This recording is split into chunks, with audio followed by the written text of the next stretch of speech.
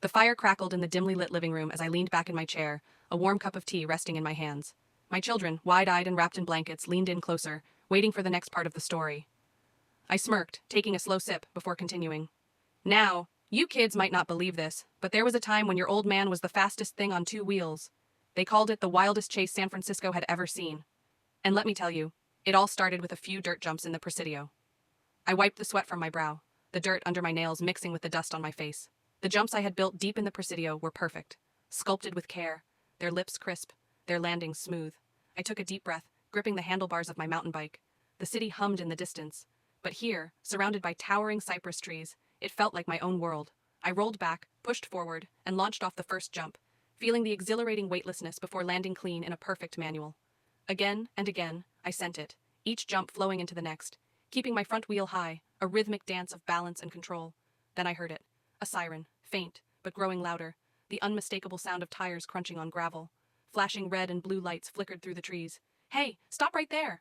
My heart slammed against my ribs. I yanked my bike around and bolted, instantly lifting into a manual as my tires skidded on loose dirt. The police had finally found me. I had known it was only a matter of time before someone reported the jumps. Rangers didn't take kindly to illegal trail modifications.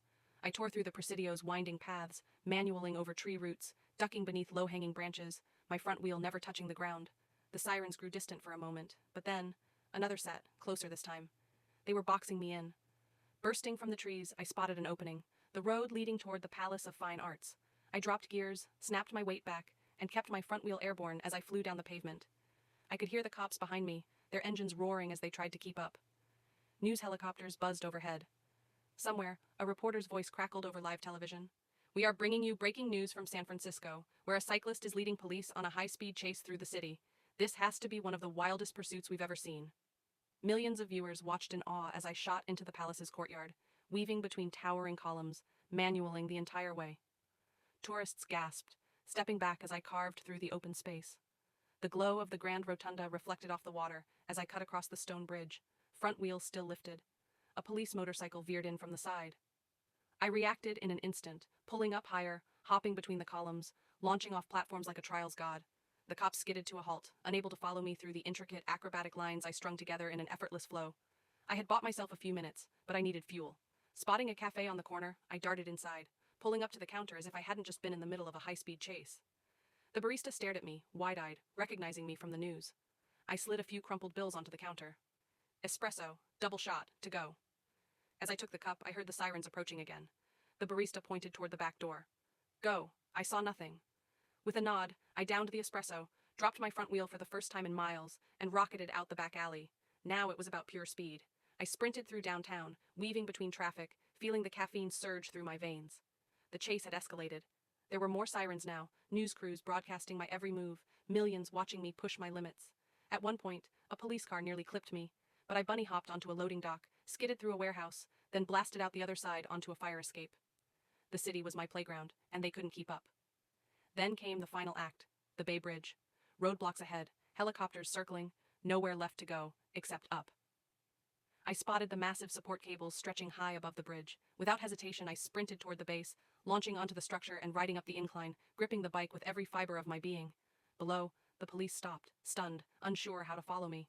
Up and up I climbed, until I was riding the main suspension cables, balancing on what should have been an impossible line. The whole world seemed to hold its breath.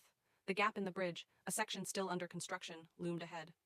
The police assumed I'd jump it. But I had a better idea. Instead of sending it, I transitioned onto the thinner support cables, riding them like tight ropes. The helicopters swung in, cameras zoomed on me as I defied gravity, balancing with the precision of a street performer. Below, traffic had come to a standstill. Every screen in America showed me, a lone figure, calmly pedaling along the wires high above the bay. Then, as if to add insult to injury, I dropped off the cables, landed cleanly onto the roadway past the police blockade, and vanished into the city. My kids stared at me in awe, their mouths slightly open. One of them, my youngest, finally spoke. Dad, that was you? I chuckled, taking another sip of my tea. Who else could ride a perfect manual across the Bay Bridge support wires? My eldest narrowed their eyes, skeptical. No way, you're making that up. I leaned forward, my grin widening. Oh, you think so? Go look it up. Millions of people saw it live. I became a legend that night. The police never even got close, and when I was done, I just kept riding, free as ever. I leaned back in my chair, the fire crackling beside me, the sounds of the past echoing faintly in my mind. Now, who's up for a bike ride tomorrow?